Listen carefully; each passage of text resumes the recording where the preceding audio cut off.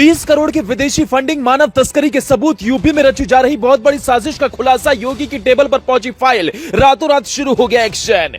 बंद कमरे में चलता था देश को बर्बाद करने का प्लान, 4000 गिरफ्तारी से मच गया हड़कंप, योगी ने जारी किया फरमान, अब नहीं चलेगा देश विरोधी काम। 3 मौलाना रच रहे थे यूपी के खिलाफ बड़ी साजिश, योगी की टेबल पर पहुंची फाइल, आधी रात शुरू हुआ एक्शन, बंद कमरा, विदेशी फंडिंग, पुलिस के पहुंचते ही जोड़ने लगे हाथ। जब पूरे देश में हो रही थी इजराइल और हमास की चर्चा, तभी देश के सबसे बड़े सूबे में एक बंद कमरे में चल रहा था देश के खिलाफ बहुत बड़ा काम।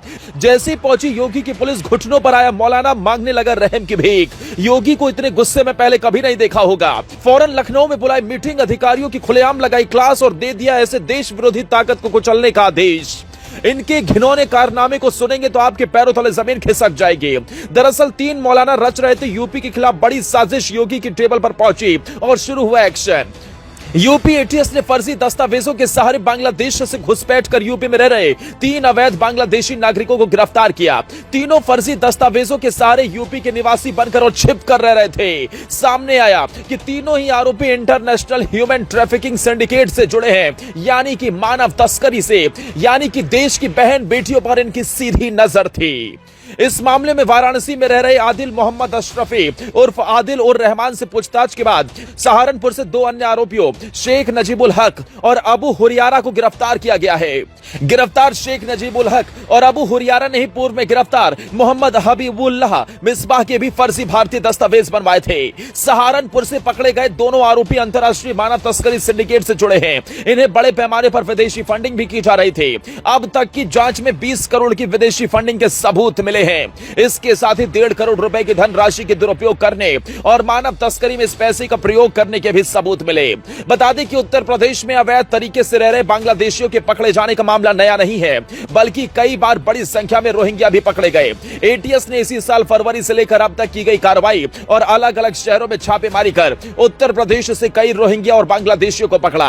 ये अवैध निवासी सहारनपुर, मेरठ, कानपुर, मुजफ्फरनगर, आगरा और लखनऊ से गिरफ्तार किए गए। इसी साल 25 जुलाई को यूपी एटीएस ने अवैध रूप से उत्तर प्रदेश में रहने वाले रोहिंग्या मुसलमानों को गिरफ्तार किया था। प्रदेश के सहारनपुर, मेरठ, हापुड़, गाजियाबाद, अलीगढ़ और मथुरा में यह कार्रवाई हुई और अभियान चलाकर तकरीबन 74 रोहिंग्या गिरफ्तार किए गए थे। जानकारी के मुताबिक बांग्लादेशी नागरिक और रोहिंग्या की संख्या लगभग 4000 थी, जो कि शहरों में झुग्गी झोपड़ियां बनाकर रहते थे। पुलिस के मुताबिक पकड़े गए सभी लगभग 10 से 15 साल से उत्तर प्रदेश में रह रहे थे। यहां का राशन कार्ड और डॉक्यूमेंट भी बने थे। 8 मई 2023 को यूपी एटीएस ने कानपुर से 6 रोहिंग्या और 2 बांग्लादेशी नागरिकों को गिरफ्तार किया। इन गिरफ्तार 8 लोगों में से 4 महिलाएं भी शामिल थे। गिरफ्तार 8 लोगों के पास से 5 Aadhaar card, driving licence, Ayushman card, Shram card और साथ ही 2 UNHCR कार्ड भी मिले।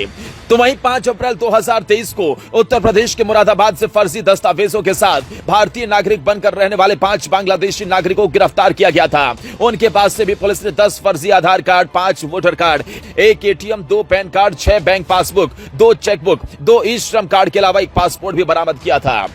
ऐसे में आपको भी सावधान रहने की जरूरत है। कहीं आपके आसपास भी तो कोई ऐसा ही आरोपी नहीं रह रहा जो कहीं ना कहीं देश की बहन बेटियों पर निगाहें रख रहा हो और मानव तस्करी जैसे बड़े सिंडिकेट से जुड़ा हो।